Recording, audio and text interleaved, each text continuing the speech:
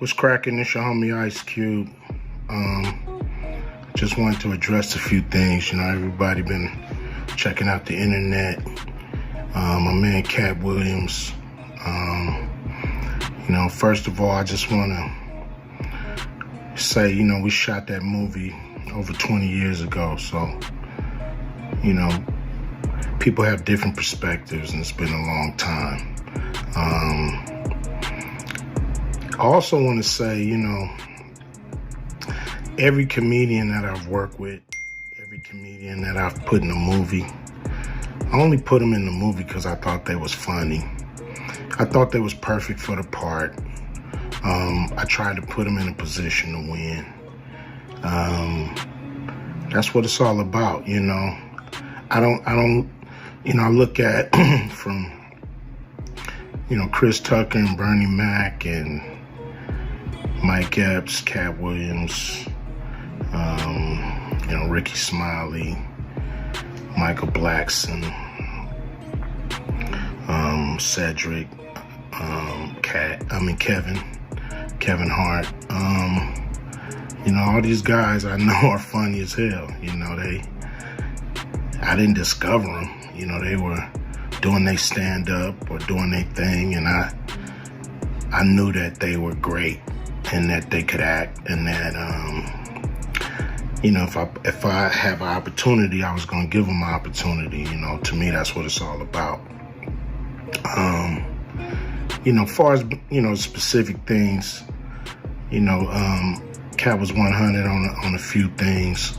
Most of what he was saying, a couple things, I just want to clarify. When we bring in a new, comedian, we do have them try out for different roles. So Ricky did give Money Mike a shot. But when we saw him and, we kind of saw how he moved and how he was, auditioning, we decided that he would be a better, Santa Claus, which was, to me, the perfect casting. When we saw Mike, damn, I call him Money Mike. When we saw Katt, when I saw him, I just knew that he was perfect for Money Mike. And Katt, said he wrote his role, which, the role was written, but he enhanced it. This is why Katt was so dope in the movie. Money Mike had a small role, about as big as the Santa Claus role, but when we start filming, he was giving us such magic that we kept expanding his role and giving him more to do because he was on point. When we shoot these movies, for one, the scripts are fire, or they wouldn't even do it. The scripts are laugh out funny. But we shoot the script, but once we get what we need from the script, we let the comedians ad-lib, riff, play with the words, do their thing. We give them a take where they can, or 2, 3 takes where they can go off and do what they feel. Sometimes it makes the movie, sometimes it don't.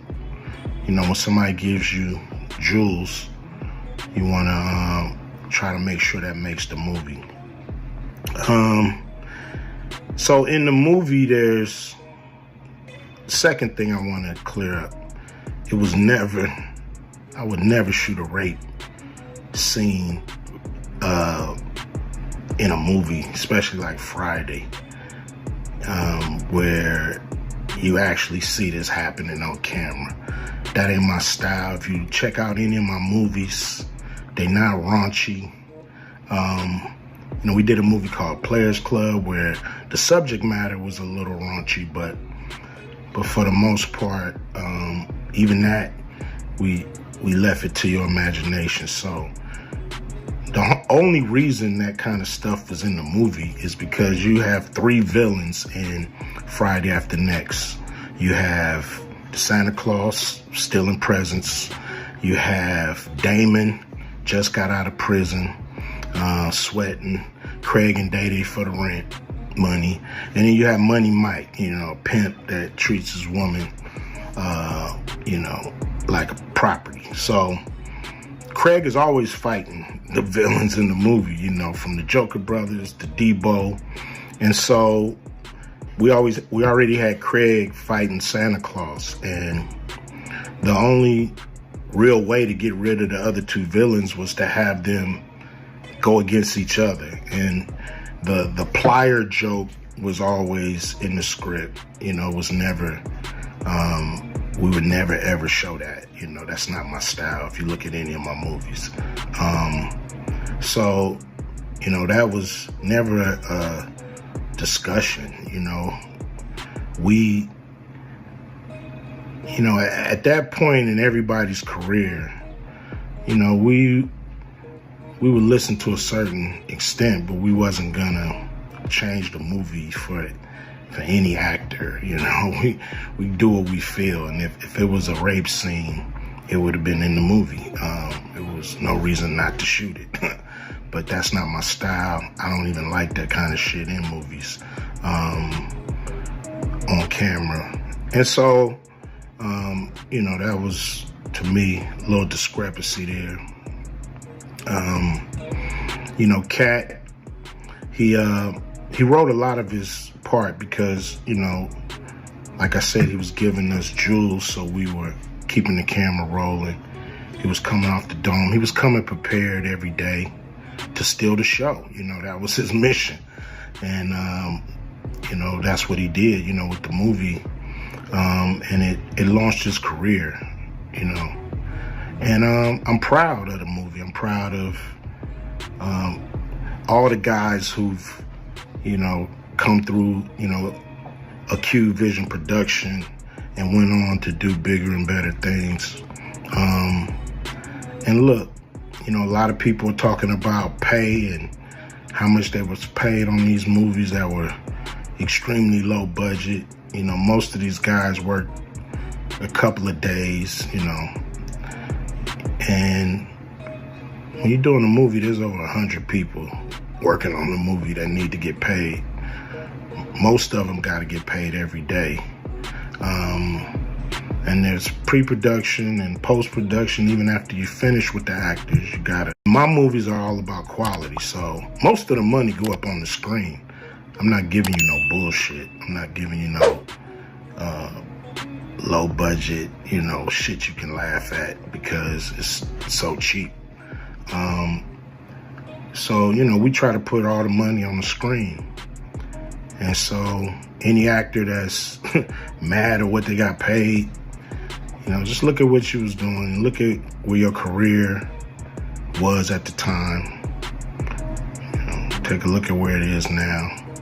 And Friday has something to do with that, I believe. And I put a lot of people in movies, but they ain't never put me in a movie. So you could take that for what it's worth. You know what I'm saying? I've given a lot of these guys opportunities.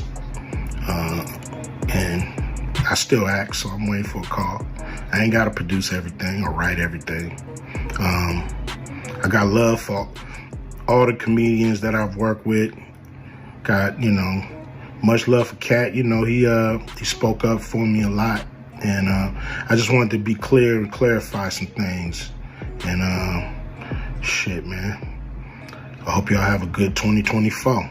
Yeah. Thanks for watching, and don't forget to like, subscribe, comment, and share. Until next time, be safe.